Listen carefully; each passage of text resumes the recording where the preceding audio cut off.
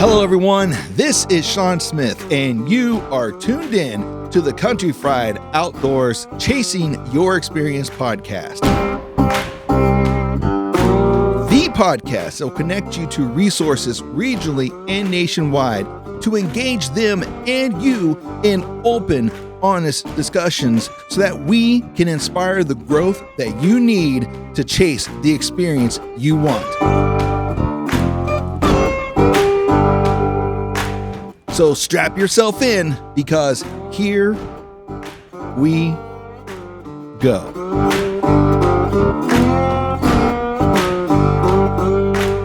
Hello, everyone, and welcome to another episode of the Country Fried Outdoors Chasing Your Experience podcast. I'm your host, Sean Smith, and on the other line is co-host Sam.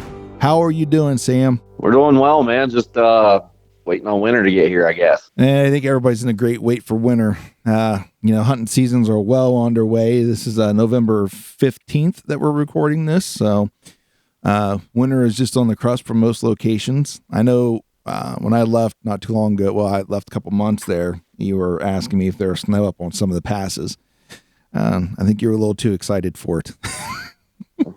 Yeah. There finally is snow up on those passes, but our valley here tucked in 5,000 feet. We're getting pretty cold in the night and into the morning, but we're still hitting 55, 60 degrees in the afternoon. So it's, if you do get anything, it'll burn off quick. Yeah, we haven't, no snow flying yet. We've actually had a couple of nights that got down into the 30s. I think we had a couple of frost advisories, but no snow. We're finally starting to get a little bit of rain. Thank goodness. We needed it for a long time now. Yeah, you guys have been pretty dry lately. Yeah, we have. Fire bans and all. So, yeah. But it is finally started to rain. I think it's rained for the past couple of days. Speaking of that, my dumbass, I've been hunting, because the rut's in full swing here in Ohio. So I've been out with the bow, and the last time I was hunting was Wednesday, and I left my saddle and my backpack with all my gear and stuff in the back of my truck. Totally forgot about it. It's rained for the past 2 days. I found it this morning. I'm like, oh no. I'm like, oh no. So it's sitting here in the house. I took it all apart, and it's sitting out with a dehumidifier running and a fan going to dry it all out. So the only thing I'm worried about, everything should be like, it should be fine. Like I have a 360 camera that was in there, but it should be waterproof. The only thing I'm worried about was the big Panasonic, and by that it's like a Handycam size, camera, but we'll see. It was inside the bag. Yes, it was moist, but it wasn't like dreadfully wet. So we'll see. That's good. I imagine it'll be fine. Maybe even fucking toss it in some rice. Oops, dropped an F-bomb there. Right? Yeah, I'm not too worried. We'll see what happens. Yeah. Anything to help get that moisture out, because we all know how that humidity is in Ohio with all the, just the weather that's there, I guess. Yeah, it's Ohio. I mean, it's humid, or can be. As they say, moist.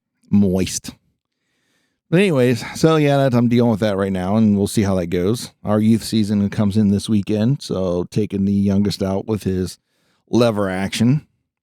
Heck yeah. Same one he dropped that buck with last year. Yep, same one. Very cool. We got I finally went out and but paid membership to a local gun range, and we've been going out past couple weekends and shooting. And one of their ranges, there's like a utility range where it's almost practically free range on it. It's a long range, but it's not very wide.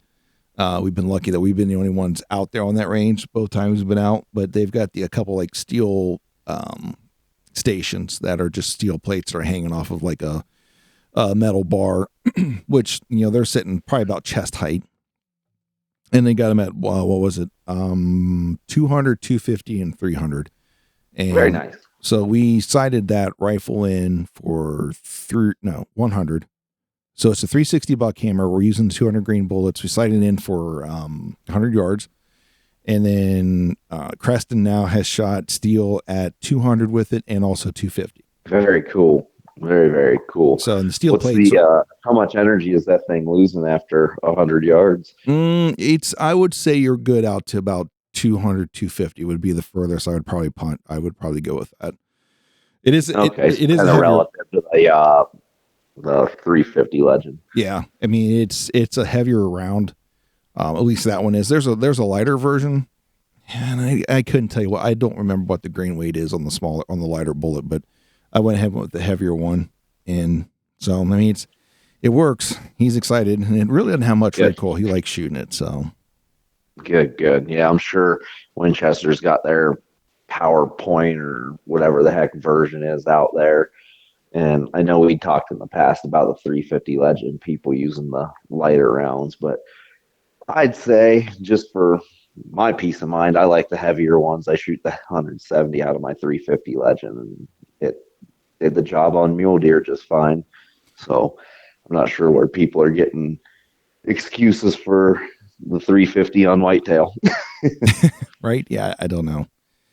I mean, we could argue. I mean, there's an argument on either side of the fence. Generally, heavier projectiles don't lose as much energy in flight, or they shed it slower than their lighter counterparts.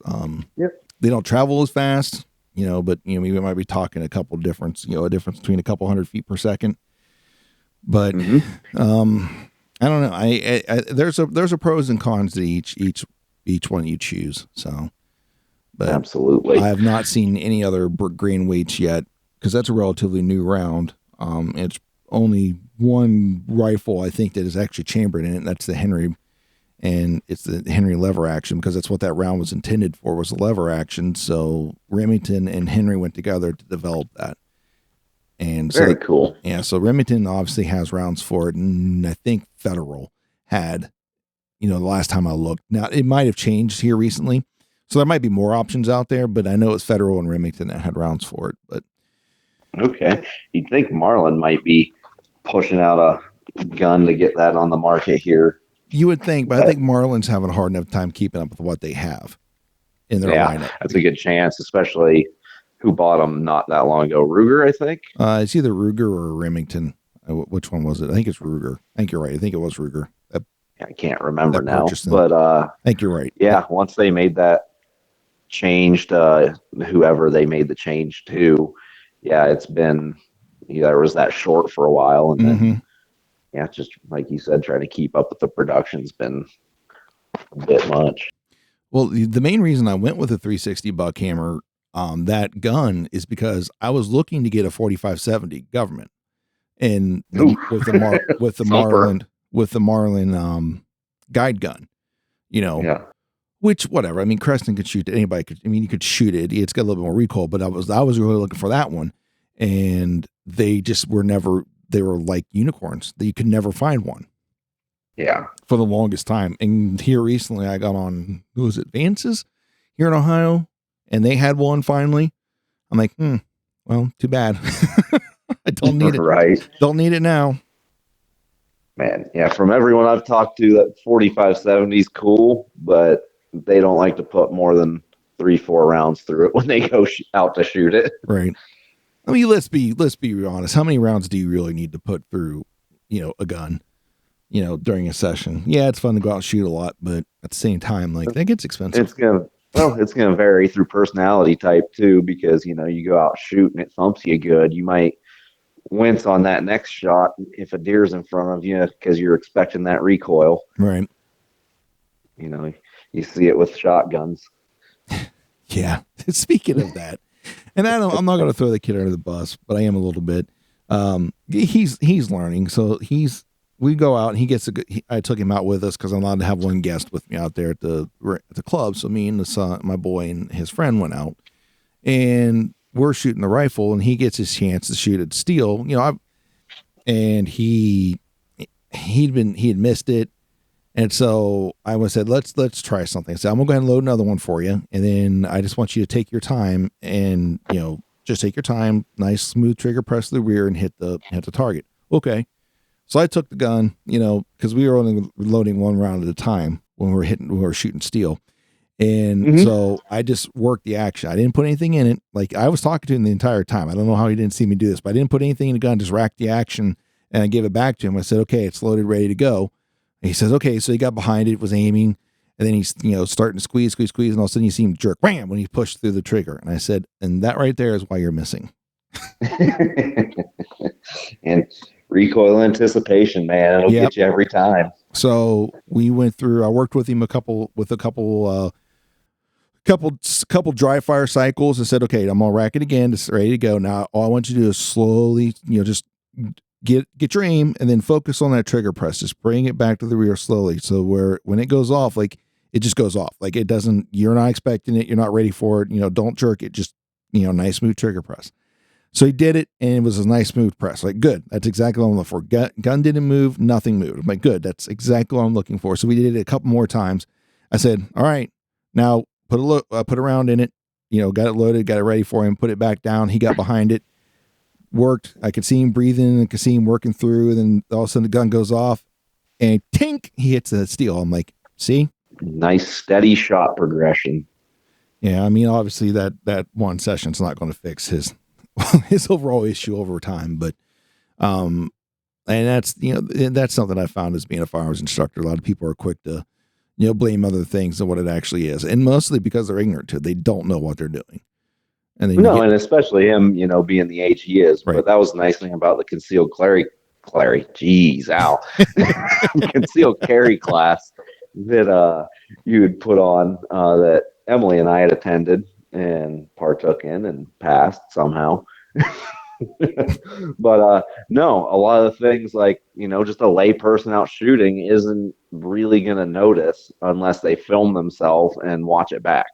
And I don't know too many people doing that aren't hardcore into shooting, just right. A person out recreating isn't going to notice, is my finger too far to the left, too far back to the right? Am I slapping the crap out of it? Am I jumping the recoil? Am I this? Am I that? And so it was nice to be a part of that because it helped me notice the things that I was doing incorrectly and helps me slow down when I do go practice to make the practice count. Yeah, it's good to get someone that it can coach you a little bit and help you, or at least some way for you to kind of see what's going on. Like when you try that whole dry fire thing, like, it's hard to do that, without someone else setting the gun up for you because you're expecting it. Now I'm going to be honest with people, like dry fire is good. There's a lot of like shooters out there that does a lot of like dry fire. However, what I've noticed is that somebody can have really good trigger presses with dry fire where the gun doesn't move or barely moves. And then as soon as you put ammo in it, they're right back to that habit of jerking the trigger because they know the recoil is coming. So dry fire is good to a certain point, but we really need to work through and break that habit of that anticipation, that recoil. Like it's going to happen. The gun's going to go off. The gun's not going anywhere. Like it's not going anywhere. It's not going to hurt you. Without you, it's just a hammer. Yeah. I mean, that's it. I get it. It's the explosion. It's kind of like, it could be startling or you're just expecting it to go off. And like, trust me, it's not going to go anywhere.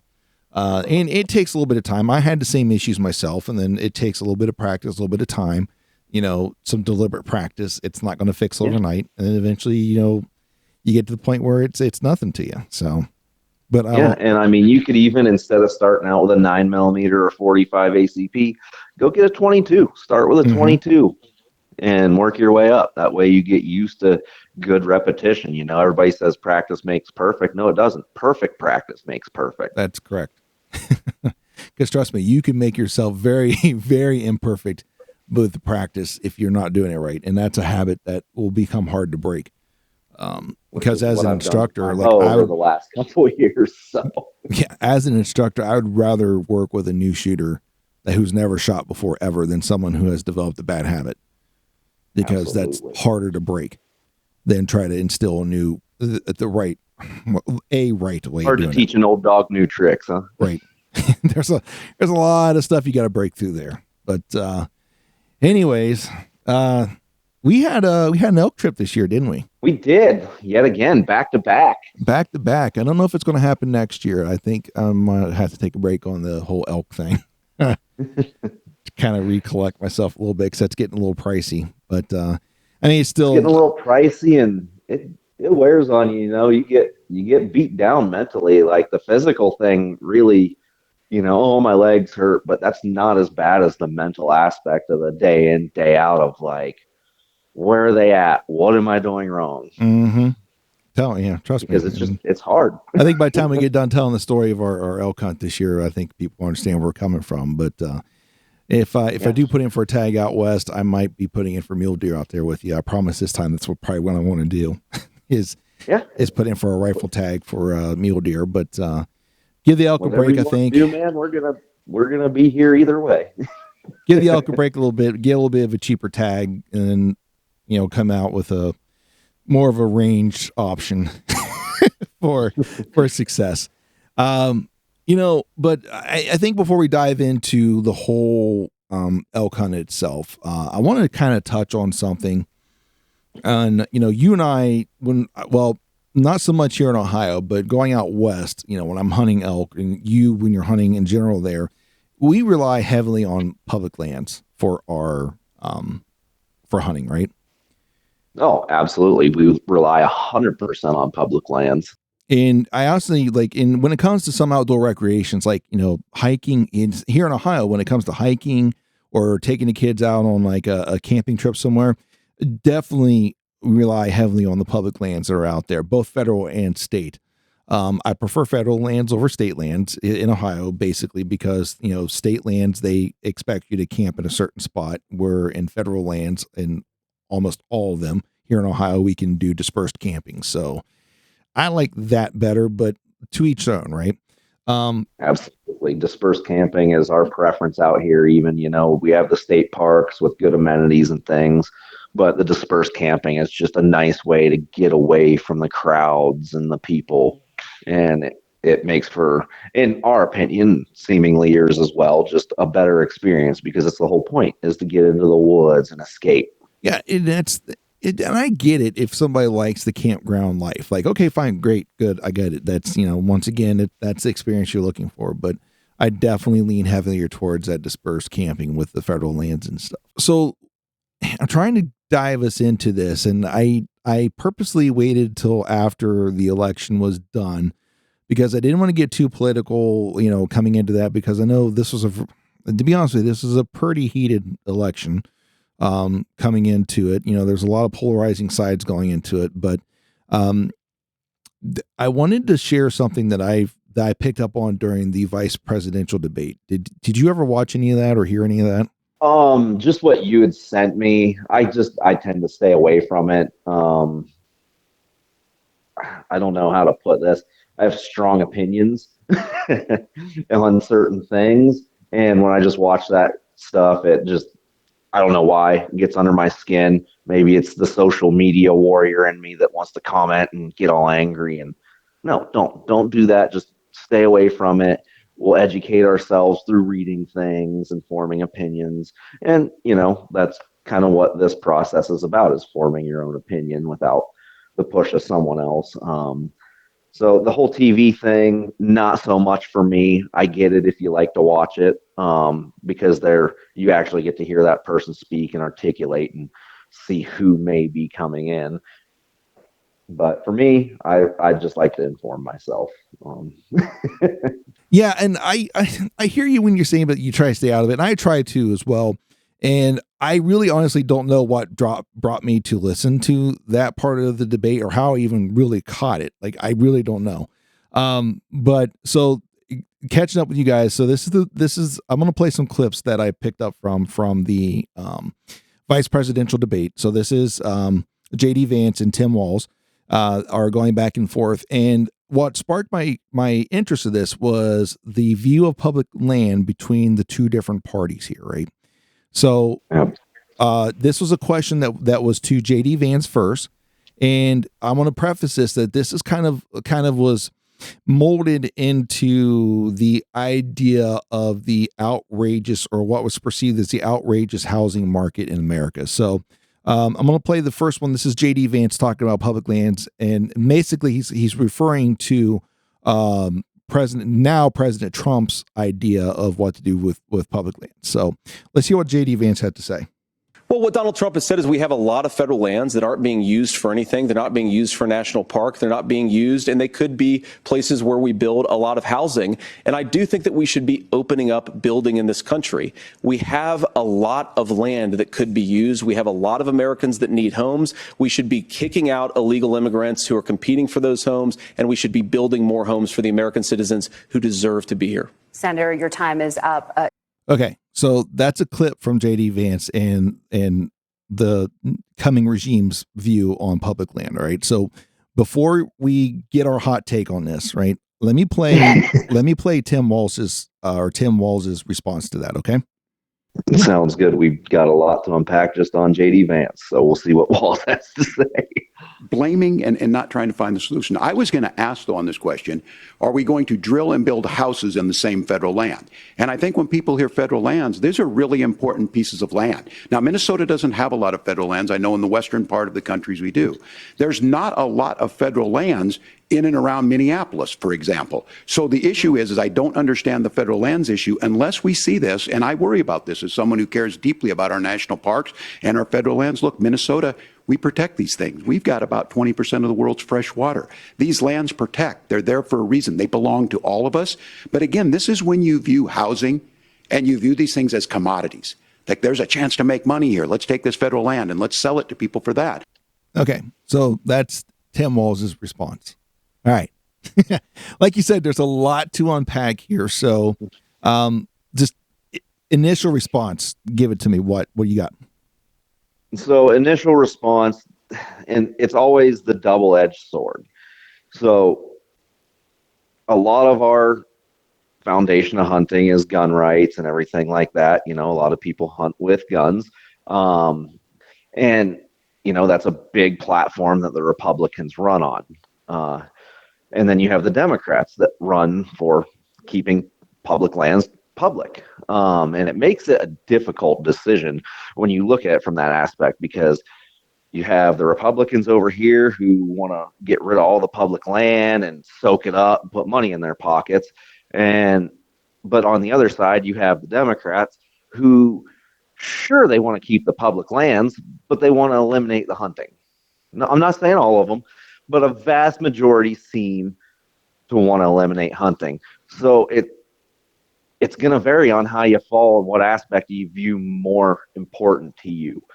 And for me, obviously, living out here in Colorado, public lands are a big part of what we do and how we recreate, how we hunt, you know, bring food to the table.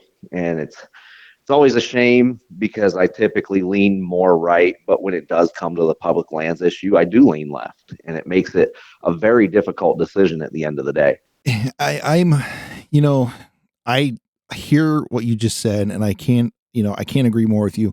Like, there are certain issues, like I generally do, the older I get, the more right I tend to lean, but I do have some views that are left leaning, right? I think that's how most people are. Like, there's very few, I mean, there are a few who are extreme right or extreme left. Like, I get that, right? But I think for most people, they somewhere in the happy middle, they might lean one side to the other, but it also really depends upon the issue too.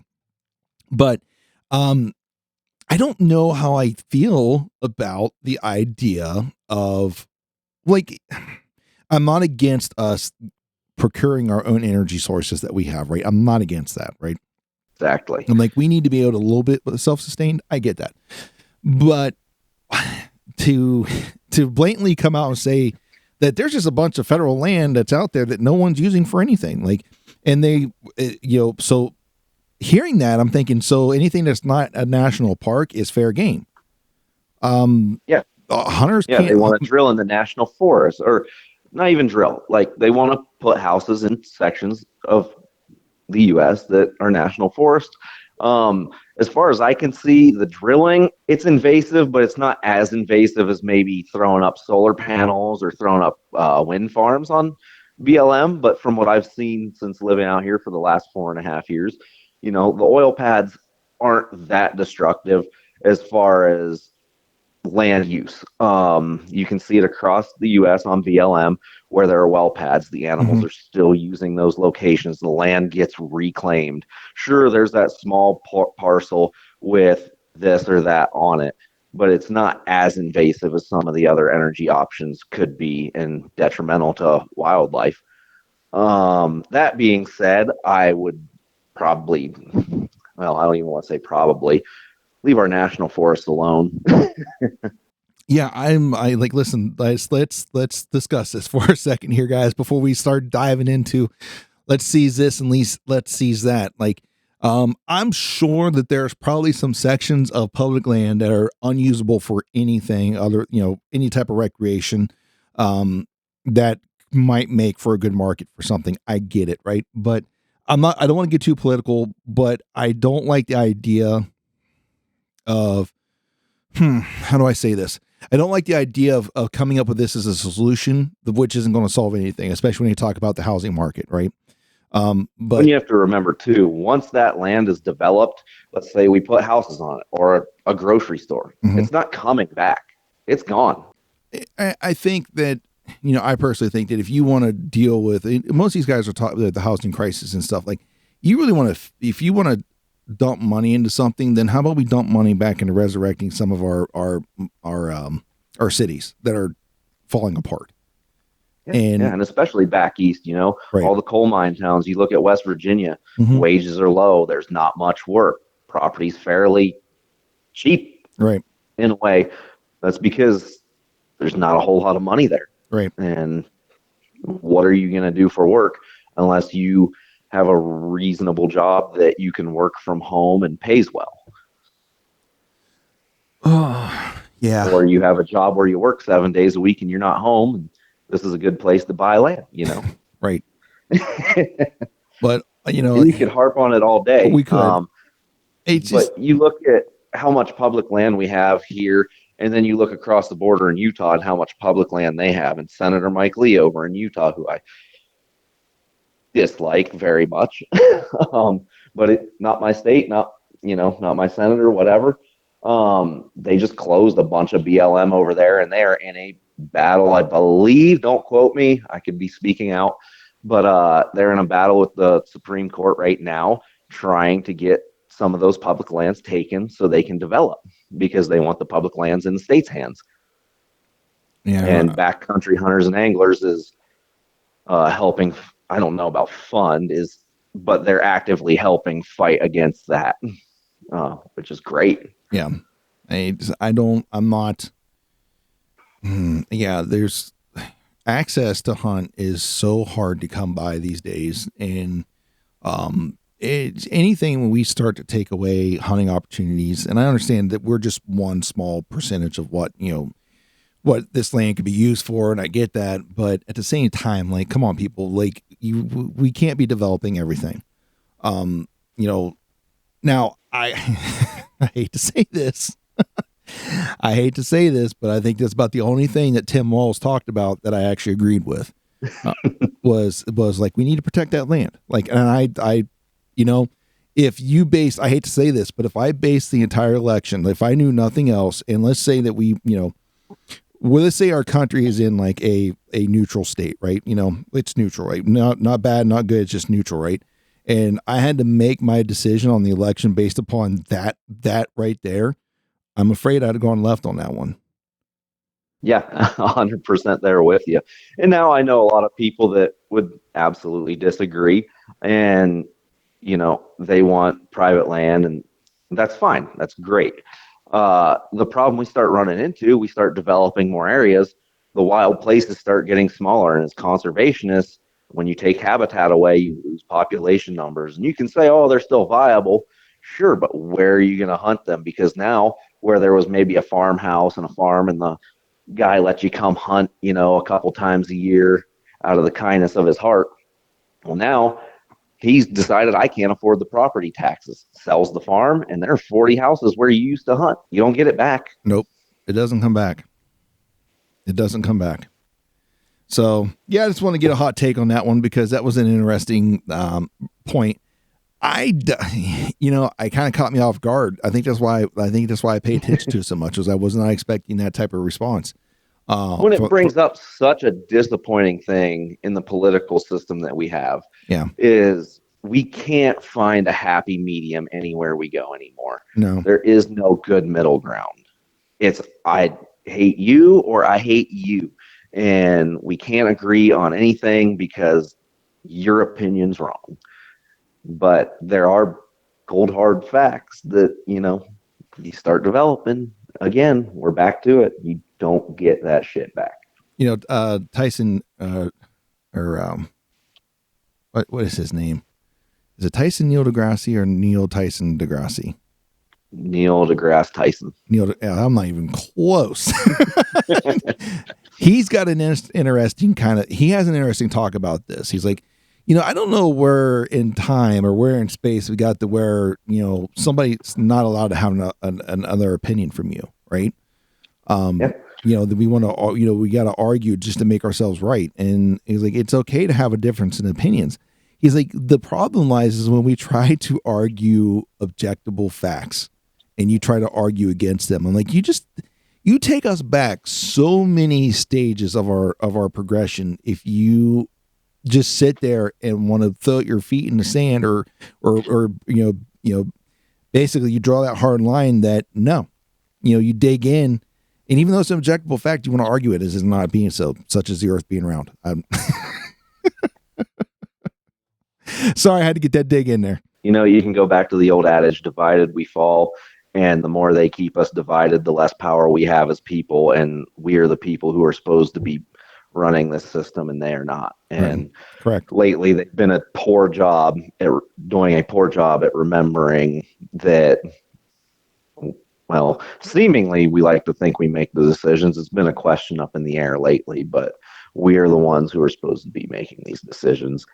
Anyways, so yeah, that was a hot take on that whole thing. I'm glad we waited till after the election was over because, like I said, I never thought I'd ever agree with anything that man said. And I'm like, come to find out, at least one thing that we can agree on. Now, whether it was just him placating to the crowd or not, but yeah, I'm not for just blanketly taking away public lands that aren't in the use of like national parks or something. Because as you as a hunter, and I know as a hunter that you can't hunt in national parks, with the exception of every now and again they have abundance. They might have like depredation tags that they have to remove a few animals from the herd. Which once again, I point to Randy Newberg. He did a buffalo hunt that way, or a bison hunt that way. It's not buffalo, it's bison showing. Did a bison hunt, and like he's like the experience was like, I could have shot a bison almost every day I went out, but the experience was horrible because there was people sitting there watching me the entire time because it's a national park. Like it wasn't the experience I was looking for, and I'm like, I get it. I understand. That's not. He's like, I just felt uncomfortable. Like, yeah, I legally, and they're asking me to do it, but I just felt uncomfortable doing it because, the bison are just there. They're used to people. It's not like they're running from me. So, right. It's not like, yeah. But yeah, there's no hunting on national parks. It's everybody likes to use Yellowstone as the world's greatest wonder, but it is cool and it's great to see, but we can't use it as an example for wildlife management and conservation efforts because that's just a small petri dish. Yeah, it's a small petri. Again, back to Steve Rinella, as Steve said, all the natural predators have been reintroduced to Yellowstone, aside from hunters. Well, eventually they're going to start. Eventually they're going to start doing something. They'll have to. It'd be interesting for people to know how many like bears they have to actually take out of Yellowstone. They have to devote resources to remove that bear from there because of they're getting aggressive or they're getting too close to people or too comfortable to people. And it's just a matter of time before something bad happens. Well, then it doesn't help that you have the, what do they call them? All the tourist idiots. They have a fun name for them and I can't think of it. But yeah. The people just, oh, look at the thing. I'm going to get close and take my selfie. Right. And then an animal's put down because you can help yourself. Right. It's a wild animal, folks. But unfortunately, I don't think we're going to fix all the world's problems in one podcast. So we're well on our way, though. We are. Like, we're close. We are well on our way. So, folks, whether you lean left, right, I really don't matter. But I just wanted to play that quick for you guys to understand, like, hey, there's a lot more to it than just, right, left or right or left or donkey or elephant or Republican, Democrat. There's some other issues out there that, we really need to be thinking about. And it doesn't mean that we can't have a conversation about those things to switch them out. So, but anyways. No, and that's one thing that we've lost kind of in recent years is just being able to sit down and have the conversation, not have an argument, not you're right, I'm wrong. Let's just talk about it. And you'll find at the end of the day, most people are kind of stuck in the middle like we are. So, all right, we kind of give the heads away. We've had our most recent elk hunt together. Yes, sir. And I figure it's time that we discuss it. What do you think? I'm down if you're down. Let's get into her. Let's get into it. All right. So how do we want to start this? Well, how was your trip out? Let's go back to the trip. I've become a pro at this by now, and this is like my fourth or fifth time. Well, that's not really. It's my fourth time coming out to Colorado.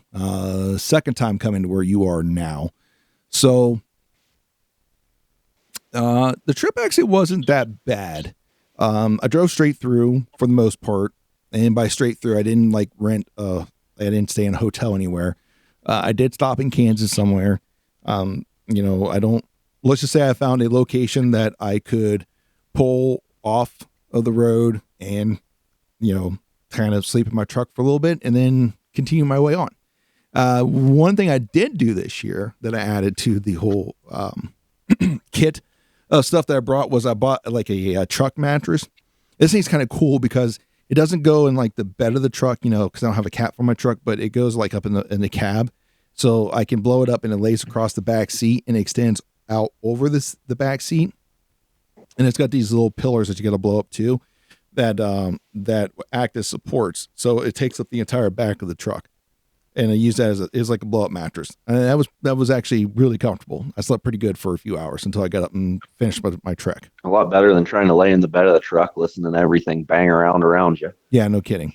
But yeah, so I just, the only hard part about that is I don't have a cap on my truck. So I didn't feel comfortable moving all my stuff to the bed of the truck while I was in it sleeping. So everything that was in my truck ended up in the front, up in the front seats.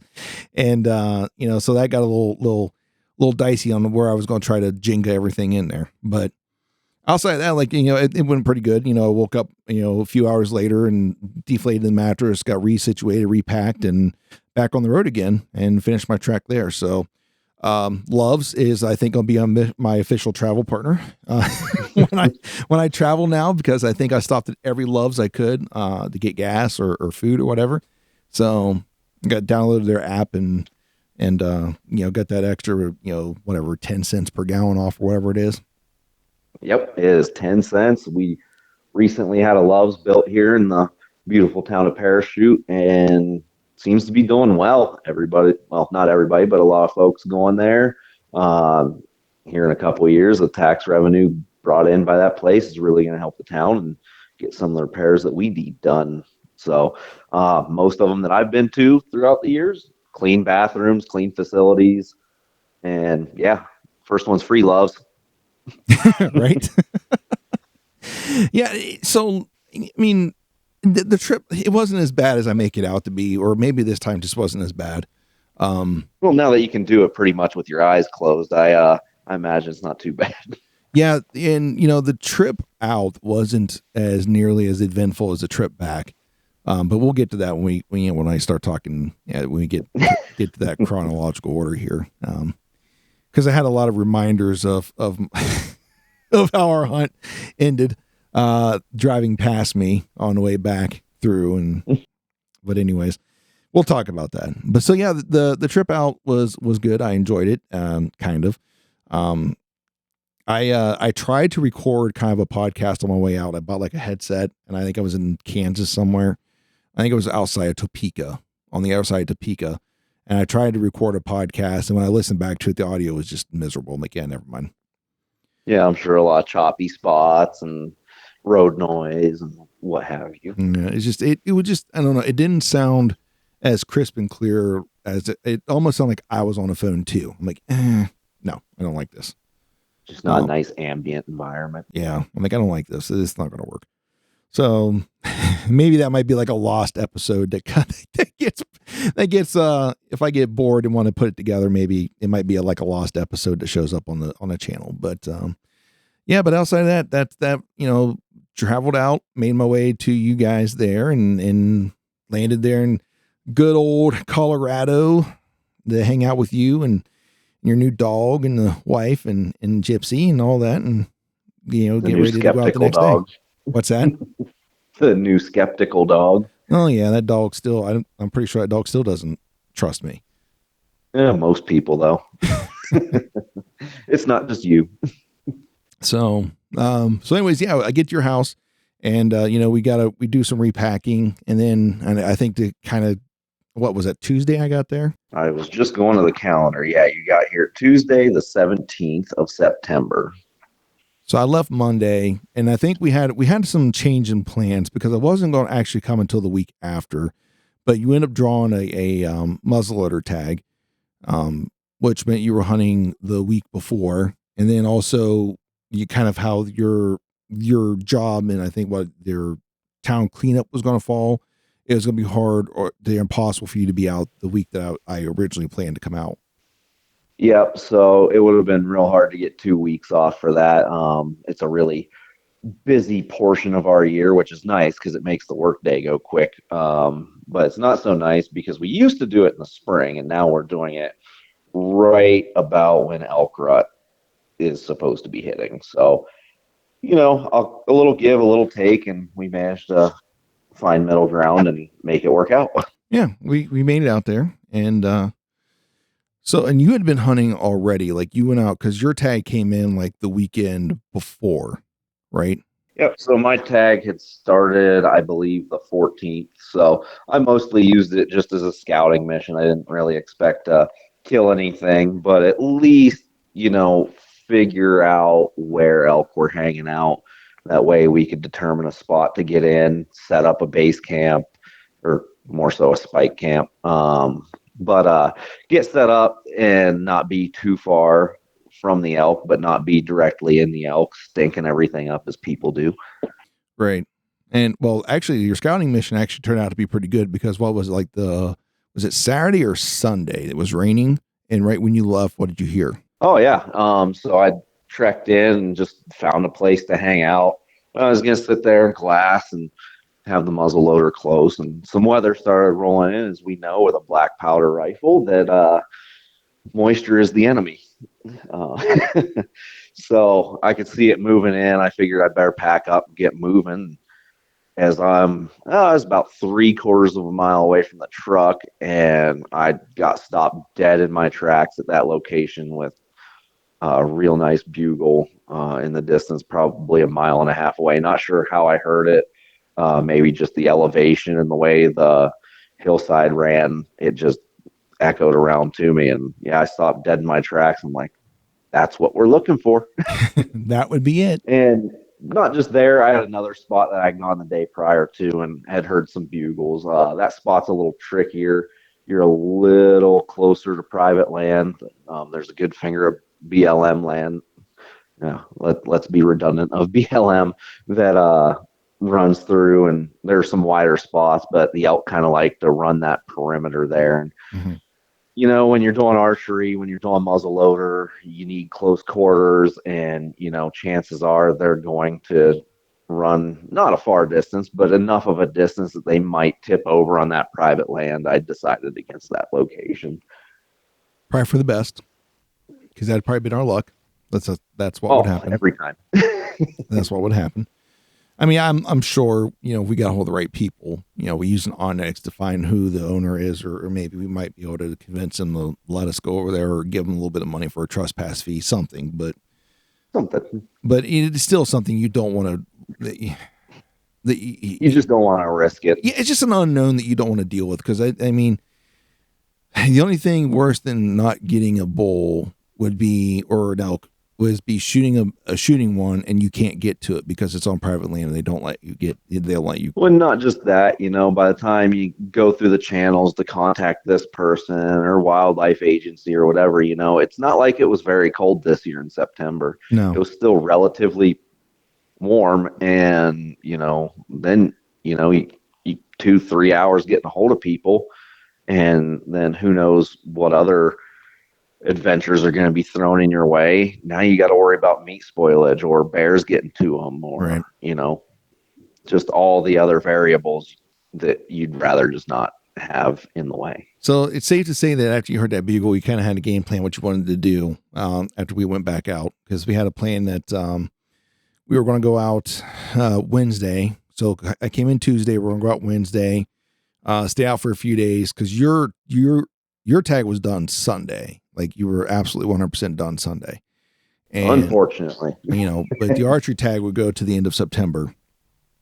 And so I get there Tuesday, and I got to share this because this will be a key moment soon to come in the hunt here. But so, we're killing time there Tuesday, relaxing, and you put on a Cam Haines video of him. I think he's in Colorado actually. And he goes out. It's day number 1. He goes out and shoots a bull elk. I'm like, well, that must be nice. I said, you know what? We're gonna do that tomorrow. We're gonna shoot an elk tomorrow. It's gonna happen. Like, as many times we've been out here and not been successful, this is what's gonna happen. I got all this time in the world, but yeah, it's gonna happen day number 1. And so we got packed up. When we leave, I don't think we left extremely early in the morning, because we had the idea that we're just going to, pack in, find camp, then hunt that evening. So we weren't really in a big hurry to leave in the morning, like, morning. Right. One thing I wish I would have done was pack more water in with me. And you're going to learn why here in a little bit, but I wish I'd have, brought more water in with me. But you and I have the same sentiment on that scenario. we did, you did have a little bit of foresight to go ahead and buy a few extra. I think you had like 5 or 6 gallons back at the truck. When you're hunting the desert, even though it's been raining, you're going to deal with a lot, even if it's moving water, especially if it's moving water, you're going to get that runoff from the high slopes above, and there's going to be a lot of sediment. So there's not going to be a lot of clean water around. And with as much sediment that had been in the water that I had observed days prior, you're probably just going to gunk up your pump or your filter, whatever you're using. And if you're not using that, you're using a Sterapen like I am, then you're just going to be drinking grit. So the foresight to bring water was, I had already thought about that days in advance. So, that's glad that, that did play a vital role in our hunt for a couple of days. I'm glad for high desert. I'm glad that you did that. But so we got to our spot, and it was a beautiful spot. Like this was a very picturesque spot. We had a couple of cities that, from our vantage point, once we got out there, we could see, and way off in the distance. I'm not going to name what cities they are, because I'm not going to let you know where we were about. But anyways, we could see all a draw now. You can say what you will. I know it's all draw, but still, that's more people that want to put in for it. That might cause me actually have to have points to get it. Let's just put it that way. And but anyways, but it's very, very beautiful spot. The problem with this spot is A, it's high desert, and B, this thing is, the side we are on, apparently you were explaining to me, is not as bad as the other side, but it is choked with oak brush, just thick, nasty oak brush. And those of you who have never been out west, the best way I can explain oak brush is it grows just like mesquite does down in Texas, but it's an oak tree that actually has acorns. That's the best I can explain it. Yep, and those oak trees are Gamble's oaks. They don't get super tall, but yeah, they'll choke an area off. And if you're not wearing long sleeves, you'll cut your arms up. You'll be cussing all the time. If it rained the day before, you're gonna be wet. So it's interesting stuff, but nothing you can't persevere through. Now, I'm going to say I spent a good bit of time hiking with a heavy pack this year to get prepped for this. Listen, I don't care what I do as soon as I get on that mountain, it's like, what did I do? I know it's coming. I know what to expect. And as soon as we start going up, I'm like, what did I do? Because we didn't even unfortunately, there's just nothing that you can really do to prepare for elevation. You can train, you can exercise, but once the low oxygen levels here start to kick in, it's just, there's not much you can do when when the air's thin. Now, the one thing that I like that we do is, and I also have heard this from the Exo Mountain Gear guys. I can't remember the guy. I think his name's Steve. He talks about this. He goes, when I go in, I plan for 3 or 4 days when I originally go in, right? And I plan to come out after 3 to 4 days because I've either been successful, or B, I need to go to another location, because if I'm not successful in 3 to 4 days, I need to go somewhere else. And so that's what we kind of been doing here recently. We kind of pack in for a few days and we just come out, do a reset, and go back in. That's really good for my mental health. I gotta say, that's really good for my mental health. But the pack in really wasn't like terrible. It was, we had a good bit of uphill to get to, a spot that we were going. The problem is that it's desert. The sun's beating down on you. Eventually, you just overheat, and that's where the water issue really started to become a thing. Because by the next day, I was out of water, and we had to go back and get water, but that's coming. But we packed in, and I don't know if you kind of knew that spot that we went to already, for the camp spot, but it actually turned out to be a really nice spot. It was kind of tucked in a bunch of Gamble's Oak, kind of a grove, but also we had a nice view of like a canyon in front of us, or a ravine, where a creek ran through pretty heavily.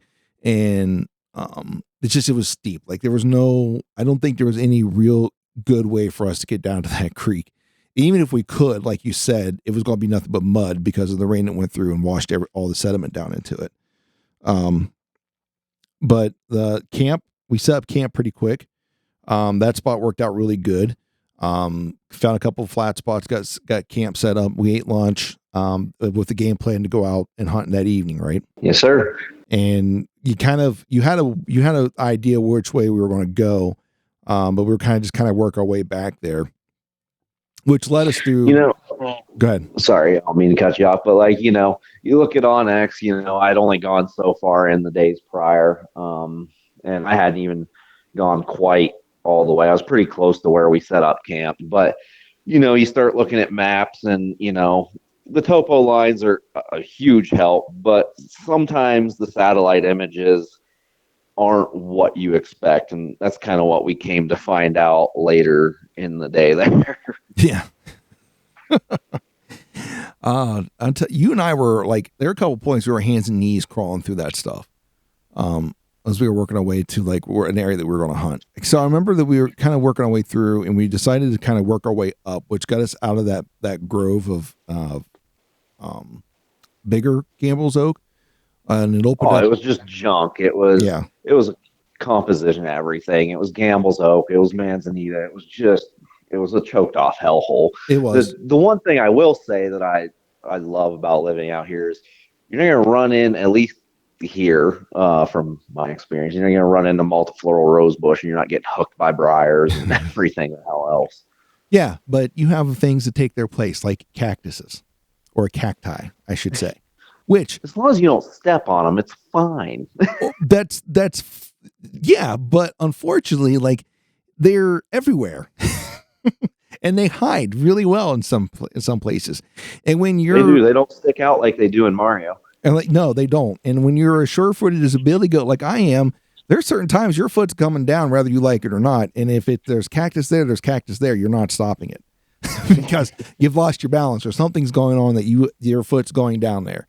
And there was, I think, in one day, because after the first, I think it was our first full day there, or was it the half day, our first actual day? I don't remember, but after the first initial contact with cacti, it took about 4 or 5 more times for me to really start paying attention for it, because I ended up with about 4 or 5 different I don't know what you would call those. They're just sections of cacti or cactus in my leg. And of course, the first one I get in there, I'm like, ow, that hurts. What is that? I look down and I see it sticking out of my leg. Now I see these big long needles on it. I'm like, oh, well, I can just reach in there between these needles and pull it out. No, What we learn? no, you can't. Because there's these nice little fine little hairs that are needles as well that gets embedded into your fingers, kind of like fiberglass, and it's really irritating. And the only way to really get those out is either with time or we use some tape off of your trekking pole to, kind of pull some of those hairs out. So from that day forward, Sean no longer reached down to grab the cactus out of his leg and just relied on Sam to use his trekking pole to pop it out. Yeah, it's always between that. It came with time for me to figure out too. The first couple times trying to yank them out with my fingers and getting little spines in my fingers and being irritated. I always try to carry a little bit of tape with me. Duct tape, Gorilla tape, whatever, to just kind of lay over top. That'll hopefully grab a hold of whatever's sticking out and help at least get most of it out of your fingers so the irritation's less. And I try to carry a pair of leather gloves, or as you said, use the trekking pole to just kind of get behind the spines and pluck it out. Now, sometimes it works. Sometimes it ends up in your other leg. We just trade one for the other. But fortunately for us, every time that you pulled one out for me with the trekking pole, it worked on the first go. So, but yeah, I could have gone without those. Those were very interesting to deal with.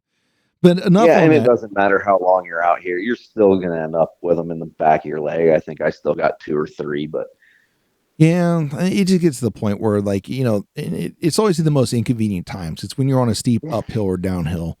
That's when they show up, to the point to where you don't notice them, and you end up with one in your leg because you're just trying to get through to the next. You're just trying to push through to the next resting point, or the next flat spot, or. But anyways. So yes, it's fun. It keeps you awake. So yes, you don't have briars, you don't have the multiflora roses. Yes, you're right, but you got cactus. I don't have cactus here, and I don't have to deal with that. If I had to trade between the one or the other, I don't know, because I think if I wear brush pants here in Ohio, I do pretty good. But anyways, you still have the things that want to stick, stab, or poke you while you're out there. So for sure. Long story on, the long story of the trek of where we're going to hunt is we're working over towards this corner or towards this valley where you had heard this bugle from like Saturday or in that general vicinity. But we're not hearing anything yet. It's getting a little bit later in the afternoon. Haven't heard anything. And I remember saying, I said, hey, you see that swell up there? Because it looks like it was like maybe like a little bench or something. I said, let's try to get up on it, and maybe it dives off into the valley. Maybe that's why we're not hearing anything. Now I'm not saying somebody was apparently watching out that day for us, because it was no sooner that we got up on top of that bench, like we agreed on, that we started to hear bugles down below us. They were just the elevation, just the mountainside or the hillside was just blocking the audio from getting up to us. Because the way that drainage was formed, mm-hmm. The steep V shape, and as low as that bowl that was tucked in was, it wasn't going to make it to us, because it was going to bounce off what was in front of us over the ridge, and we weren't going to hear shit. Yeah, and it wasn't that far though. I think it's what some of listeners had to understand. It wasn't that far. I was like, maybe not even. It wasn't even really 100 yards that we trekked to get up to that point. And that's the difference. Like it was 100-yard difference. It could have been 50 yards, because actually we really didn't hear anything until we crested over that and was looking down into that. And also that opened up into a really cool meadow that had all kinds of elk sign in it. None of it like relatively fresh. I mean, a few days old maybe, but there was elk sign there. And it's opened up in this meadow. And so we decided, well, we got bulls that are bugling around us. So we just sat there, and I think we took the Remy Warren approach and did an elk party where if somebody didn't know what we were doing, they'd have thought we lost our damn minds, because we're walking around bugling and cow mewing, just walking around in aimless circles around inside this this relatively big meadow, and we're getting a bull that's chuckling across the drainage from us. We got some that sounds like they're off in the distance. They're up on top of this huge mountain that's in front of us, and then there sounds like there's something down in this valley V drainage there, right? But it doesn't sound close to us. Like it isn't, and it doesn't sound like it's getting any closer. But we just sit there and we have a grand old time, just bugling, cow mewing, got a little bit of lip balls going on, just making it sound like there's a big like rut fest happening here, right? And I don't know if we intentionally did that. That's just how it ended up turning out. A little intentional, a little accidental, but if you don't try, we knew he was over there. We didn't know that we were going to be as close to another private land section as we ended up being. Right. But we seemingly weren't getting him pulled over. So it was, pull out all the stops and see if we can trick him into thinking there's someone bigger, better with a thicker harem and see if we can get him over here. So come on, see if he can't steal one or two. I know, like you said, we didn't know we got that close to private because we started to dive down out of that valley or out of that meadow to kind of work our way over towards where we could hear him. But eventually we got private land out, like we couldn't go any further. The way that drainage was. So then we came back up to that meadow, and once again, we started doing some calls and stuff, and it's getting later now. I think I say we had about a good 45 minutes of good daylight left. And all of a sudden, Sammy's like, "Do you hear that?" And it sounded like there's something that was walking through the brush below us. It wasn't even a walk. It sounded like a crash. I heard something crash. And then we heard it again. And then I don't think the second time we heard it, we weren't exactly still 100% sure, but then we heard it a third time and it was closer. And then we set up like, I jumped in front of the bush with my bow, locked an arrow. I didn't know what it was because we at this point, we don't know what it is. Like it hasn't bugled to us, hasn't anything to us. But we're just assuming that something is coming up to the meadow, and we're by this big freaking, it wasn't a Gamble's, it wasn't oak brush. I forget what kind of bush it was. It was like one of the manzanita bushes. Yeah. What do you guys call those, service berries? Yep. Service berries grow on them. Seemingly dry here on this side of the hill for those. A couple other guys I talked to said the bushes where they were hunting early on were just flush, so it made the bear hunting really good for those couple guys. But our side, not so much. Not so much. So we get set, so I stand in front of this, and then I think this thing took us by surprise so much that you didn't really have a chance to go anywhere. You were still kind of just like behind this bush from me, right? Yeah, I was just trying to drop behind you and like keep making cow noises just in case, just keep making a ruckus so it thinks there's still elk over here and he wasn't too late to the party. But I think he got so long story short, it turns out to be a nice 5x something bull, right? I don't know if it was a 5x5, but it was definitely 5x something bull. And I could see his antlers coming across. I'm like, oh shit, that's an elk. And it's a legal bull. That's legal. I'm watching him. I'm like, oh, and I don't know if you could see him or not. And I'm trying to say, Sam, he's right there. Don't move. Because he walks out and he sticks his head out from behind another serviceberry bush. And all I can see is his head and his neck. And he's like sitting there looking at us because he knows the last time he heard sound was somewhere around that bush. We didn't have enough time to get, you behind far enough away to kind of drag him further to you or, drag him past me to you. And in the in-between, that was what my attempt was. And I couldn't see him because you and the bush were kind of in between. Right. And so there wasn't a good plane of sight, but I was trying to work over and down. And unfortunately, kind of part of my over was in a little more open shit. And we proceeded with calling and seeing where the hell he was. And well, he eventually knew something wasn't right and he started to take off and he turned and it wasn't a full like dead sprint takeoff. Like he just knew something wasn't right and he was kind of hurriedly walking away. So we start calling, we gave him the stop a couple of times. I can't get a good range on him though. And he's getting further away. The only thing that's good about the area that we're in is that it's fairly open, right? There's some spots where you're not getting an arrow through. But there's a lot of spots as he's working his way up the mountain that you can. And I'm not going to say how far this was, but let's say it was further than where he originally was at 30 yards. We'll put it that way, right?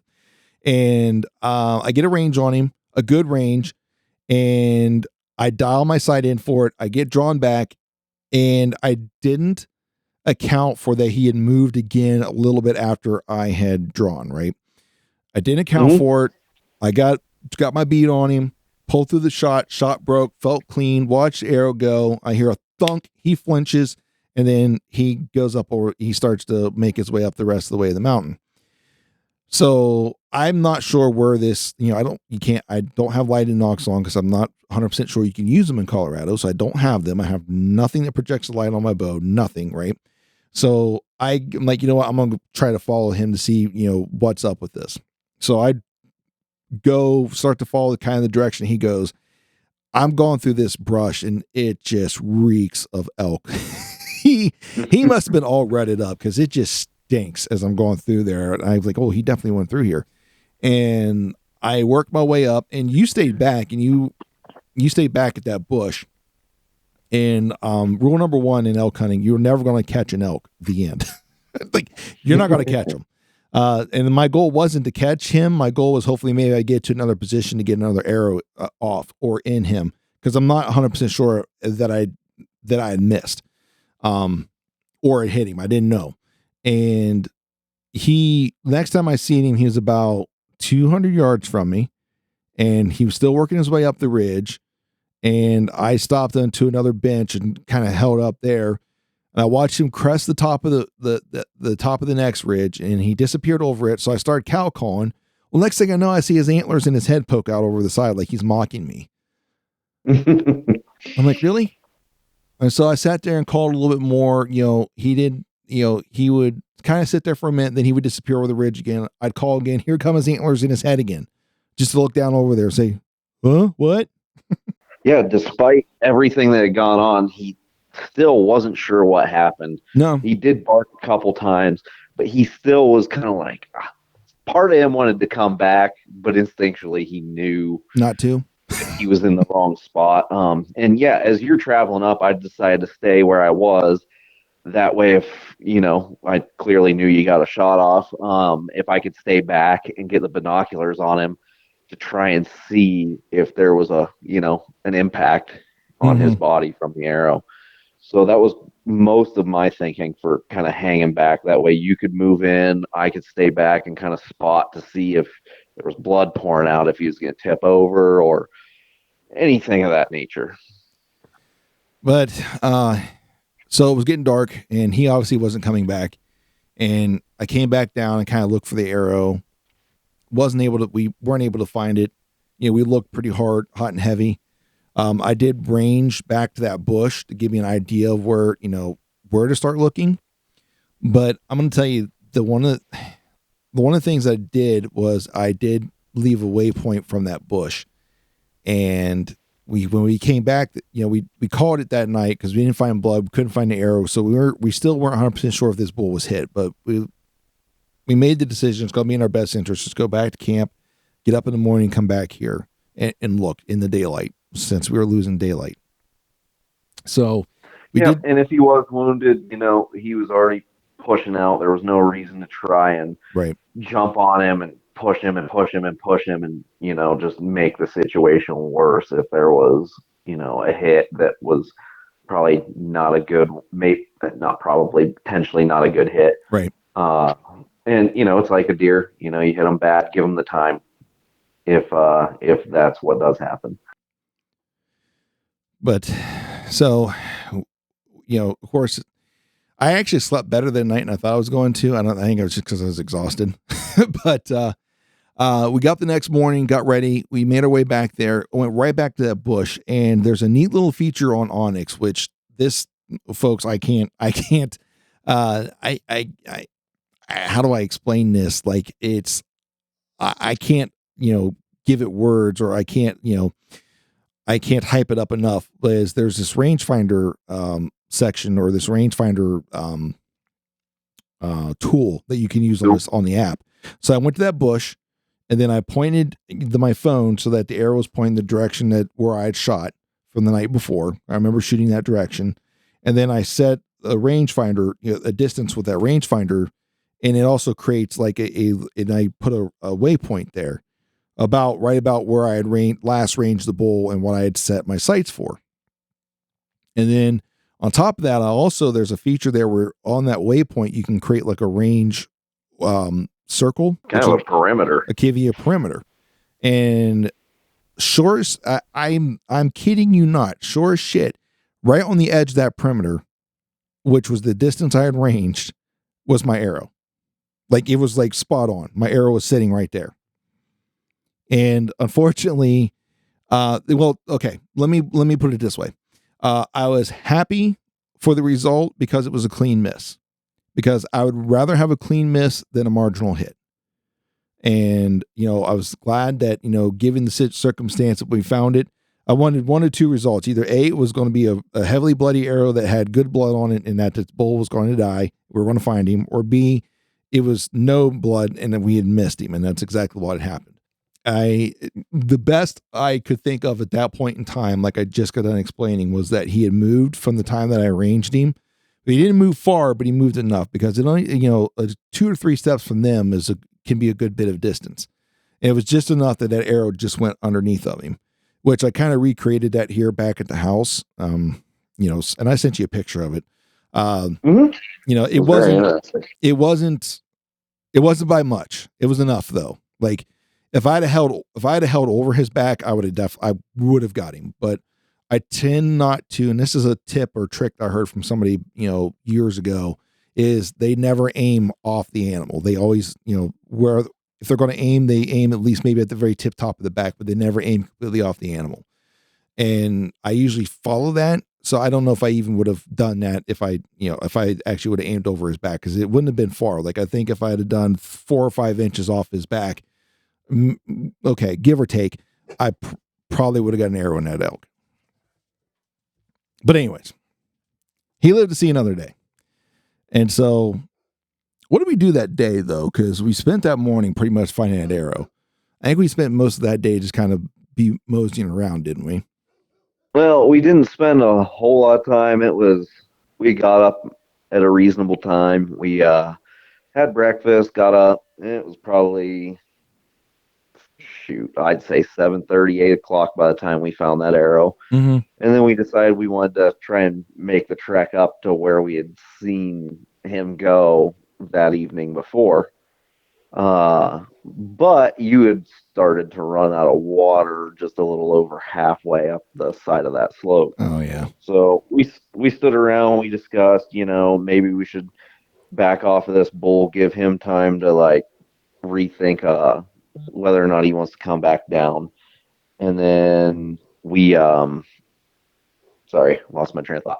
But we got up there, hit a bench, talked about it. You were about out of water. We made the decision to head back down to camp, drop some weight, and head back to the trucks. That way we could refresh on water. And I'm glad we did, because I needed it. I was out. I was like, there's no way I'm going up this side of this mountain without having water, because it's going to be bad. And there's no good reason, especially, again, in the high desert, to take a chance to go, well, maybe there's water up top and we find it. And yeah, maybe, then maybe not. Now you're dehydrated and cranky or worse. Right. And so, we hiked back down, dropped weight, went to the truck, refilled water bladders, filled Nalgene's, and then grabbed an extra gallon apiece just to have for good measure, so we wouldn't have to make another trek back to the truck any sooner than we needed.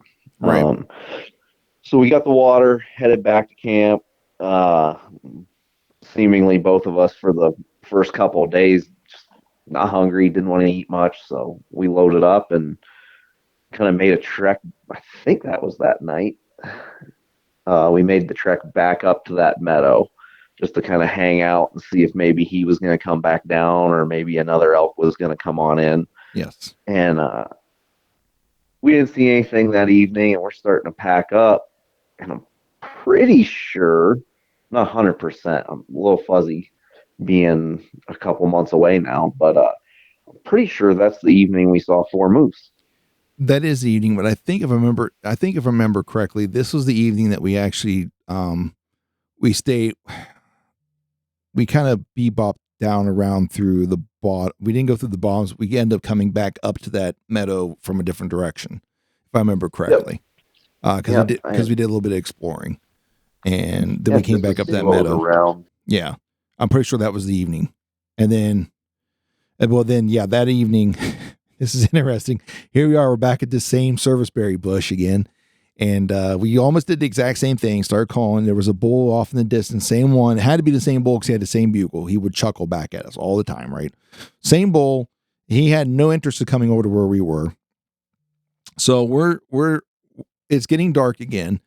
And I'm sitting here and I hear this whop, whop, whop behind me. I'm like, I know I heard that. Like, I'm not 100% sure what it is. Like, I know I hear something. And it's getting, we're definitely at like last light, and I hear it again. And this time, like, okay, I'm going to look. I look back behind me and there's a cow moose standing there, like 40 yards, just standing there looking at me. And behind her is a calf. And I'm like, Sam, there's moose behind us. and yeah, I don't know. Did you have to pull your binoculars up? What were you doing? Cause I don't know if you've seen them originally. So when I heard the noise, because when we're out and, you start to get bored and it's dark, you had made a couple noises the night, or no. So we had actually seen those moose a couple of days later. So we kind of jumped the gun on that. Okay. So according to my waypoint, we saw those on the Friday hunt. But regardless, it was still really cool. But we're kind of bored, nothing's really happening, and I thought maybe you were just dicking around because it was dark and you were just going moo, moo. I'm like, yeah, whatever. So we start throwing packs on. You're like, holy shit, a moose. So I kicked my headlamp on, and sure shit, there's a cow staring at us. She's got a calf. All I'm thinking is, don't get any closer. Please stay over there. When then the bull that was making that glonk or whatever the heck that sound is called, started making his way down the hill and kind of pushed her off. And little beknownst to us, she had another calf with her, and he just stared at us for a minute. I looked at him through the binoculars with the headlamp on, just trying to see how big he was or wasn't. I mean, I haven't seen too many moose over here, especially bulls, but to be at 7,400 feet and him dogging her the way he was really, really cool. Mm-hmm. And they were off on their way. They took off, never to be seen again. Which is fortunate because they took off in the direction we needed to go, and I really didn't want to run into them. No. I'd rather run into a bear. I'd rather run into a mountain lion. I do not want to run into a cow moose with calves. Yeah. No, I don't feel like getting charged and trampled. So that was pretty much the end of that evening, and we went back to camp, and I think it was the next day that we made the decision we were going to go up on the ridge. Like, we actually fully committed to go. And we did. And this was, I think, as much of an ass kicker going up that side of that mountain was, once we got to the top of that ridge line, it still didn't look very good once we got there.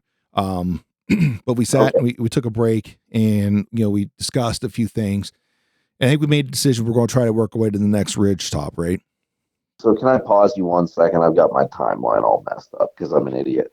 So our first day out was the 18th. So yes, the second day on the 19th was when we'd seen those moose. Jeez, Al. No, you're fine. I had to look at my calendar and like, oh my gosh, I'm an idiot. But on the 20th, the next day there, we made the trek up to the top of the mesa there where it was a little flatter. And, it's, took the break, took in the stream for a little bit. And, once we kind of made a decision of a play, because we kind of knew we were going to be leaving. I don't know if it was that evening we were leaving. I think it was, because we've been, the Garmin InReach, the Mini 2, I had a Spot X before, which, is a satellite communicator. Worked great as a satellite communicator, but there was very limited on features. Like the Garmin InReach, the Mini 2, it has like a weather. You can actually get weather on it. So I'd been watching the weather, and it looked like we had some like really nasty weather coming in, and we were getting close to that 3 day mark, anyways, when it came to like food and stuff. So we knew we were going to be leaving, but we made our way up to this ridge top, and it's we sat and we talked for a minute because we didn't really know which direction we were going to try to get to. I'm like, well, we just tried to push over to this next ridge over there, which, if you've never been out west, everything looks like it's close, but it's not. And this is one of those things. It looked like it's close, but it's really not. But I'm glad we did, because we got into this like oak brush grove, and this was kind of like really like almost like an elk utopia on top of this ridge. That was kind of like, if you didn't know it was there, you wouldn't have never found it.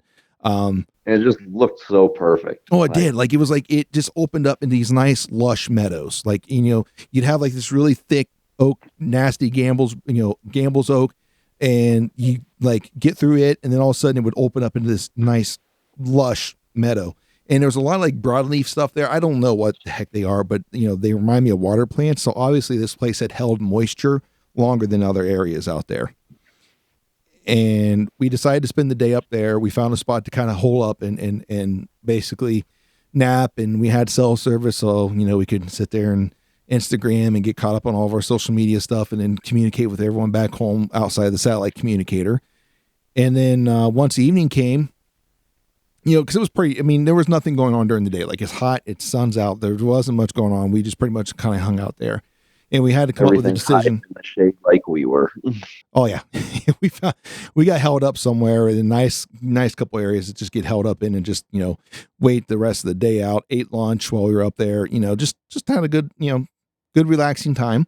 And then we got up close to the evening, probably about 4:30ish. And then we started just making noise and working our way, in a direction on this, through this meadow, or through this, whatever you want to call this. Right. Mm-hmm. And, sure enough, we hear something moving in front of us, and, it's in the thick brush, but it definitely sounds big. And then it barks at us. I'm like, that's an elk. And then not only did it bark, but then it bark chuckled at us. And I'm not, obviously I'm not an elk linguist, but what I understand about elk communication is that that's them saying, hey, show yourself, because I think you're an elk, but I'm not sure. And so I chuckled back at it, and I'm like, oh, this is going to be it. I'm going to get this bull, because obviously this is the bull. I'm going to get him to come into us. Rather what size bull, I don't know. It could very well have been the same bull that we came across, the 2 days ago, maybe, or a different one. I don't know. But, sure enough, the freaking wind hits us in the back. And the next time we hear this freaking bull, he's probably already over on the next mountain before I hear him bark again. And the jig was up. And just like that, he was gone. And that tends to be like a going rate for us. So, yeah, it seems like, even though he barked, and typically it's not a good situation when they bark, they typically blow out of the area when you hear that, but he didn't see us. But yeah, the wind has been our enemy. We set up, we play it as right as you can play it. And it seems like when crunch time happens, it turns around and kicks us right in the mouth. And that's exactly what happened there. I had confidence in it. Yeah, he had barked, but I had confidence in it once he started to chuckle back at us, that he wasn't 100% sure what we were, and that he was going to come back. If I communicate back to him the same way, which is exactly what I did, bark, chuckle back at him, like, okay, now he knows, or now he thinks I'm another elk telling him, hey, no, you show yourself. And maybe I can get him to come in, at least to come investigate. Which at that point, I had already pushed up to where I had an idea where he was going to stick his head out at, or where he was going to come to. But unfortunately, the wind shifted, blew back into where he was, and he was gone. And that was the last elk encounter that we had up there, on that day. Now, one thing we did do, or we did come across a lot, was a lot of sheds. Like, I've never found this many sheds ever. And when I say I mean you find them. I just happened to be around when you were finding them. It was kind of crazy. I don't know. I'm still fairly new at the whole elk thing. But it just seemed crazy to be collecting sheds that they're dropping, in late winter, early spring kind of region, but to find out that they're still hanging out there in the fall. So it's a place that they seemingly clearly feel comfortable enough to be the majority of the year. Right. And I found that very interesting. It was a very good piece of information and learning to have, because it seems like, you find sheds and then they're going to be a couple thousand feet higher yet, but they were right in this a relative range that they had been in the spring, and there wasn't any weather to push them lower or anything. So Right. it's really cool to have in your pocket the more you learn and observe that kind of thing. And that's not everywhere, but for some reason this spot is just that way. Yeah, it was enough to where you came home with a couple new antlers because you packed a couple out. Yep, and in the spring we'll go back for those couple chalkies and see if we can find some other new ones. I'm sure it probably will be. I mean, there were there at one time. Obviously, there was quite a few bulls that were in there at one time. Especially when we were there, like they were bugling at us. When I say they were in there, they weren't like right in there, but they were within distance. They could hear us and we could hear them. And anybody that's probably a more seasoned elk hunter could have figured out and got to them, or somebody that does this all the time or lives out there, or this, but Has the 30 years of experience. right. But obviously, the long story short is, by the second day, when we went back there was only one bull that was bugling us, maybe another one we heard that was way off in the distance. So obviously the elk were moving on. Something had pushed them on. Rather, it's just what they were just passing through the area. They were just moving on to their next sec. They're following a group of cows. I don't know, right? But they weren't still there. But and that's one thing that kind of takes us back to what we were discussing earlier with the public land and the pressure thing. How many people did you see when we were over there? 0. Not a soul. And we weren't all that far in. And I almost part of me wishes there would have been a couple other people around. Maybe they would have pushed something our way, or, maybe us fumbling around would have got them lucky regardless. But, sometimes maybe that pressure's decent. But for us, it was nice. It was a great experience this year. Nobody around. Opposed to the year prior, we'd seen probably half a dozen other people. Yeah. And, we kind of had that whole slope to ourselves. It almost played out on the first day, but the hunt's not done yet, because we went back to camp that we got back down. We went and packed up because we were trying to avoid that storm anyways that was coming in. Especially where we were camped at. Right. We were camped at the bottom, pretty much the bottom of the slope. And so, it rains. It's all going to roll off the hill right into your camp. So better get out of there before you're swimming in it. Right. And we were, once again, we still had water. We had water back at the truck, but we still had, what we had packed in was getting a little low. So we'd be making a trip back to the truck anyways. So we just went and packed up. And, since a lot of the elk encounters we were having were getting kind of slim, and we had pretty much pushed this one bull, if it was the same one, multiple times now, we decided let's go ahead and go get out, we'll avoid the weather, and then, but we'll go check a couple other spots. Which we did. We made it back to the house, got up the next day, checked out a spot of another BLM spot that had elk sign in it, a lot of elk sign, all old.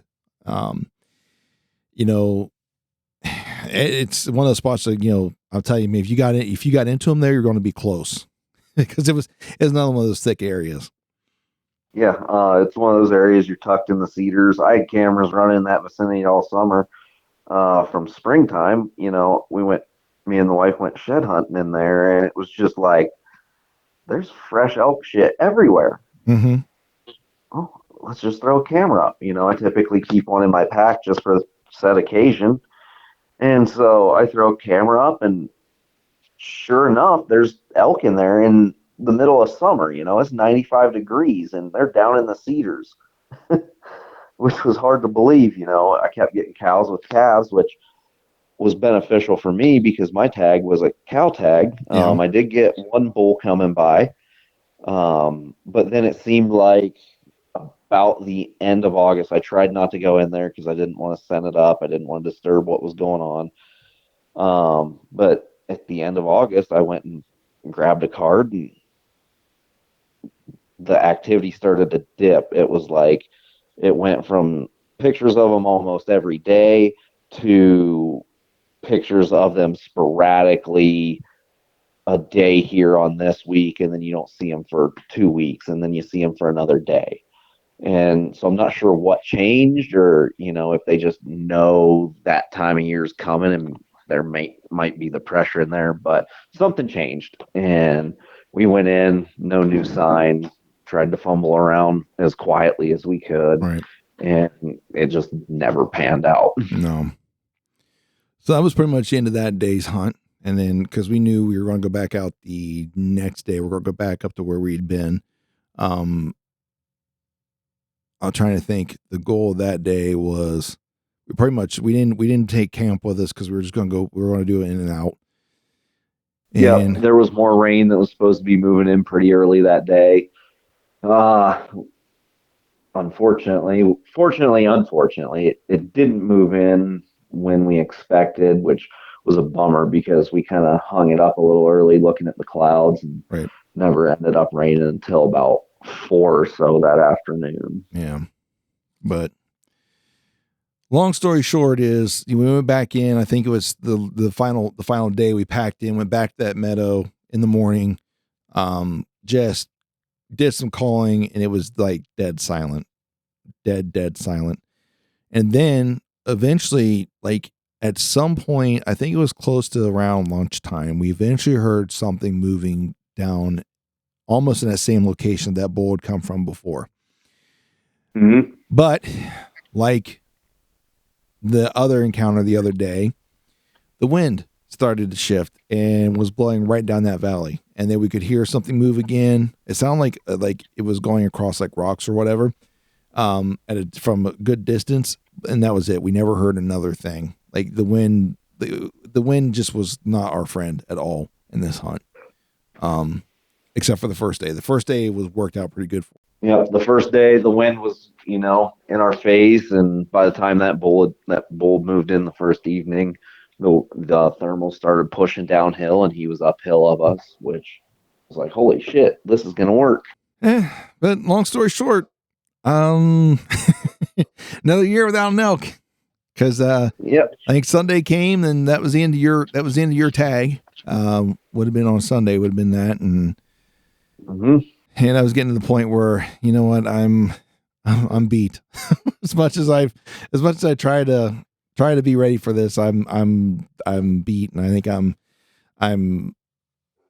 both like mentally and physically like exhausted.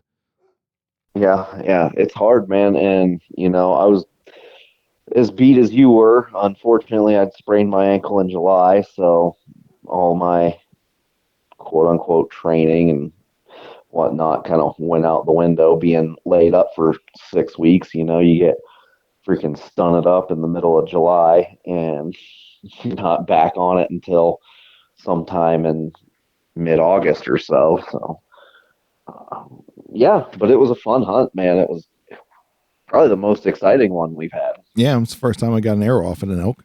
So who knows? Next time we'll actually probably connect. The way it's been going, like we get closer every time. We got to get there at some point. Yeah. Yeah. I think one of the big key takeaways I took away from this one, though, and because it's happened every time you and I have been into elk, we have not been either far from a trailhead or far from camp. I think the furthest we had been from a trailhead was last year, and we were about 3.5-4 miles when we got into those bulls, give or take. Yep. Right. And that four is a stretch.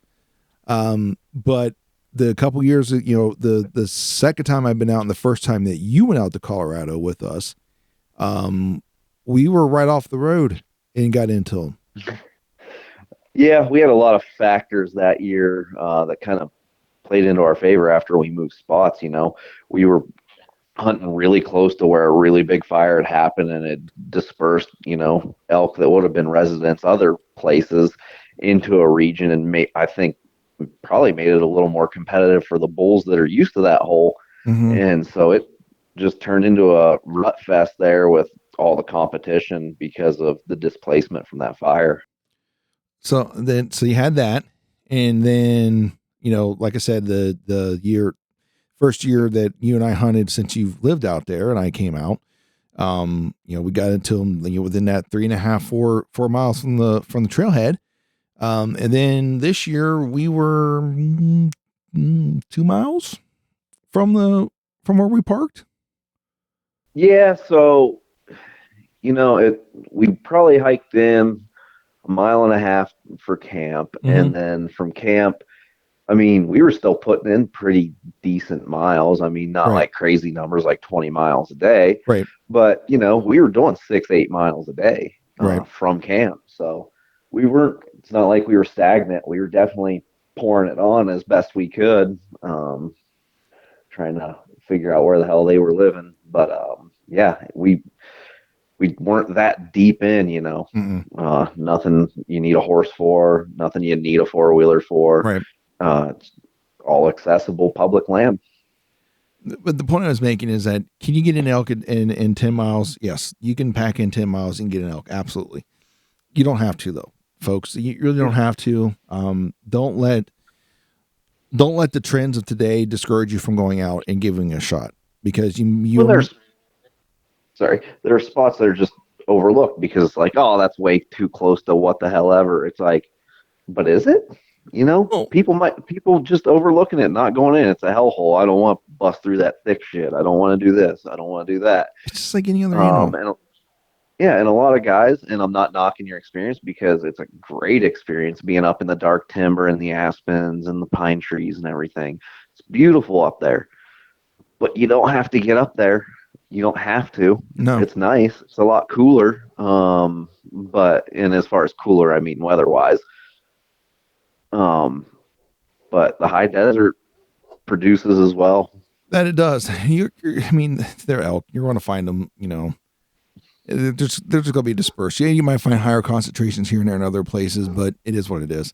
But anyways, the point behind, like I said, the point behind that is that you don't find the experience that you want, and don't be afraid to kind of try some of those closer spots, because that one spot that you and I went to, that we drove to, and that BLM spot where you had your camera at one time, that was a spot that could be easily overlooked. But at one time there's elk in there, a lot. And those are the things you just don't know. If you don't go out there and you don't try it, you don't know what you'll be able to find out. And I mean, look, while we were out, on one of the glimpses that we got a little service, a buddy of mine had texted and said his brother had just shot a bull, and they weren't a mile from the truck. So you just, if you get the opportunity, go.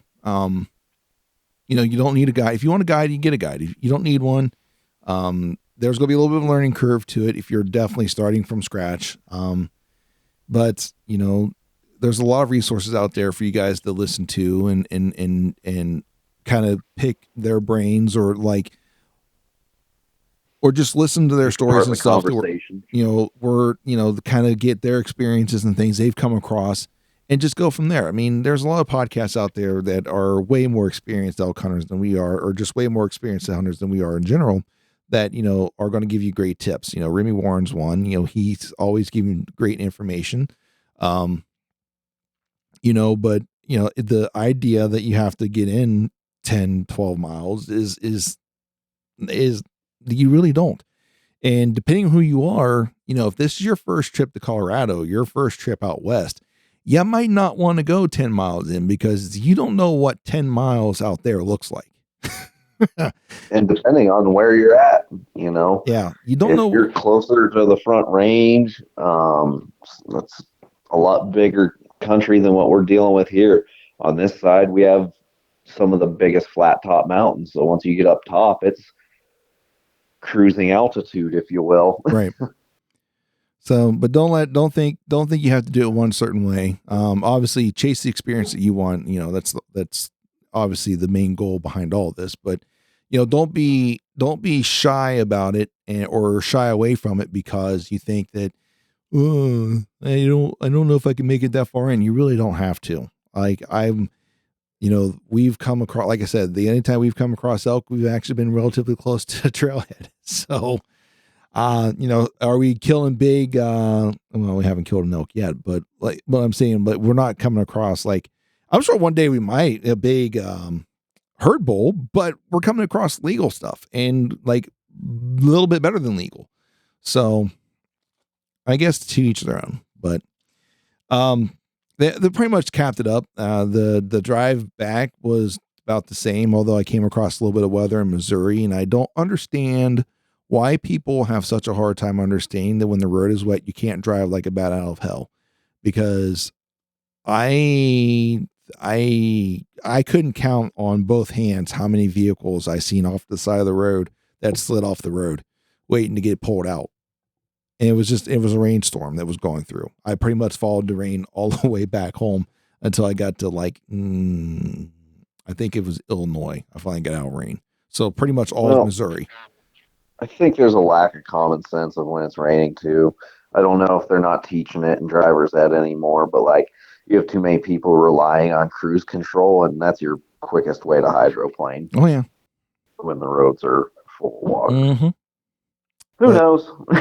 Other than that, drive back actually wasn't too bad. That was, once again, I stopped off in Kansas somewhere, found a spot that I could stop and pull off the side of the road. And, this time I didn't feel like inflating the mattress. So I just cleared off the bench seat in the front and just curled up there and slept there for a few hours and got up and finished my track. I think I actually only slept for like 2 or 3 hours. Got a quick nap and continued my way home. So that's it. I mean, pretty close, but we almost pulled the Cam Haines. Like I said, we were going to shoot one day number 1, and well, we about did. yeah, almost willed it into existence. It was almost like a Babe Ruth calling his shot, taking it that way. That was close. That was close, man. You go back hindsight 2020. It's like, man, I wish we would have been able to get, and even so, like we didn't know what it was, and if it was a cow elk, that was all you. Well, like I could shoot a cow elk, but like your tag was only good for cow elk, and that's my dumb mistake. Why get a cow elk tag in September when the bulls are making noise? I don't know. Maybe I just need to quit being a bitch and pick my bow back up. That way I have that either sex tag too, and set up better. I don't know. Who knows? But it's worth it. It was worth the shot. Hey, did you ever find your ramrod, by the way? I haven't been back through there. We were messing around. I bought a 3rd season rifle tag just to get my fat ass off the couch and go walk around.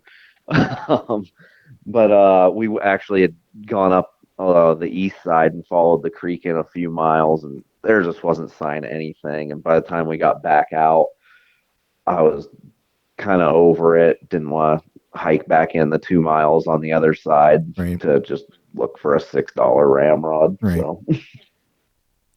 So the answer is no. So no, I have not. I get it. But maybe we go back there in the spring to look for antlers. Might come across it. Yeah, by then might be a little rusted, but hey, whatever. Yeah, still pack her down. Be all right. At least get off the mountain, he says. But yeah, no. It's been it was an eventful September. More so than the last couple months. No deer tags rolled into the house here, and I just, like I said, I picked up that 3rd season bull over-the-counter bull tag just for something else to do outside of trying to hunt ducks, which I did today, and was also not very successful at. So it might not be my year. Let's get to 2025, shall we? Moving on to the next year. You got any more? Do you guys have any more tags you got? Emily has 1 late season cow tag. Got really close on that last year. Just she got a new rifle I think it was last year. We'd only got out to shoot it a few times. The farthest we had shot it was 200 yards. But now we've gone out a little more this year, got her shooting more. She's more comfortable with it, and she's smacking steel no problem past 200. So hopefully those elk don't stand at 400. We had a close encounter. Like I said, we had a cow at 300 broadside, and it was just a little out of her range. So we Yeah. tried to catch up with them, and as elk do, they just vanished. It's amazing how quickly they can actually move across that landscape. But Yeah, they're impressive animals. Just massive lungs, long legs, mhm. and they live there. They know what they're doing. Yep. Everybody. You got all these people out there, anti-hunters and stuff. Oh, it's not fair. People have the advantage. Bullshit. No, you don't. Come on. There Like, might be a handful of people, all right, that have the physical capabilities where maybe they have a little bit of an advantage. They're not going to catch the elk, period. Like, you're not catching an elk, but they might be able to get, in a little bit more mountain shape to where they're just a freak of nature yeah. and they can But handle again, it. you have all these people with a skewed vision. The only wild places they've been are Yellowstone or Rocky Mountain National Park, and you just walk up to them and you shoot them. Yeah, No, no, no, that's not the rest of the world. that's not how that goes. Actually, when they see you, they run. If they smell you, Um, they run. If they just think something's not right, they run. yeah, yeah. So, because If out it's there, you're not Tuesday, they're gonna run. yeah, On because Wednesdays, they walk. if you out there, you're not a visitor, you're a predator. And they're like, yep, we're out. Hmm. So, You're a natural threat on the landscape. well, you got any other key takeaways from this year's hunt? Um, from the hunt, be prepared. You're gonna have those moments they sneak on in on you, and you're not ready. Try to be as ready as you can at all times. I know it's not possible, but just try and stay ready. Be ready. Yeah, that's a good one. And also, like, definitely pack in more water. Yeah, yeah. I mean, not That's even very depending on where you're at. If yeah, you that's very have the site dependent. ability, yeah, if you have the ability to have water, take the water. If you scouted it and there's going to be water there, still maybe take the water. Yeah, wouldn't hurt. Wouldn't hurt. You don't know what the weather's going to bring. It might be 65 and sunny the one day, and the next day it snowed 2 feet and everything's froze over. Now, granted, you can melt snow, but how much fuel are you wanting to waste on your jet boil or your choice of Right. camp stove? So, And you I really guess don't, if it did, you could start a fire unless it's a wet snow. right. And you don't get much water out of a cup full of snow anyways. No, no, it boils down next to nothing pretty quick. Mm-hmm. So, but yeah, no, outside of that, it was a fun year, fun hunt. Looking forward to hopefully, God willing, many more years. Yeah, it's probably gonna be a deer tag next year if I put in for anything, or I might just take a break for next year and I don't know. We'll have to discuss. We got plenty of time to figure out what we're gonna do. But I'll say that it is youth season starting tomorrow here in Ohio, so I'm gonna get off here and start getting stuff packed out or packed up to take my boy out for a rifle hunt tomorrow. Straight wall cartridge, folks, not a straight wall. But you got anything else to close out with? Well, good luck to you guys. Today marks the end here in, I don't know, probably 30 minutes or so of Colorado's third rifle elk season. And then the week prior to Thanksgiving here, they'll have fourth season. And then we'll be moving into the wife's late season tag. We won't be hunting anything fourth season. Just not typically a time we do that. We'll just be out chasing those squirrely little birds. But nope, nothing else to add to it. Just good luck to everyone if you're out hunting. Shoot straight. Absolutely. And I repeat, or I echo that sentiment. Good luck to everyone if you're out there chasing whitetails, chasing elk, chasing whatever you're chasing. Good luck to you, and hope you guys are getting the experience that you're looking for. Ladies and gents, we are very, very blessed that you guys took this almost 2 hours now to sit and listen to Sam and I ramble about several different topics, from politics to chasing elk again this year, and maybe some future plans. But outside of that, we know your guys' time is valuable, and we do appreciate that you guys took that time to sit and listen to us. And And we really do hope that if you get a chance, take a moment, share the podcast with your friends, your family. Don't forget to leave us a little bit of a review. Follow us along on all of our socials, which is going to be coming up in the show closing. But with that being said, folks, until our experiences cross paths again, may you have the courage to fail, but yet the humility to learn. And as always, we hope you stay safe out there. Y'all have a good night.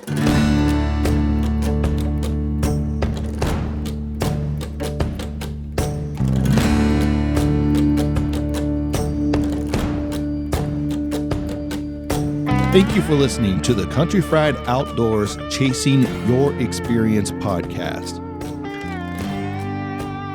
Before you go, don't forget to leave us a review and follow the show on the podcast platform of your choice.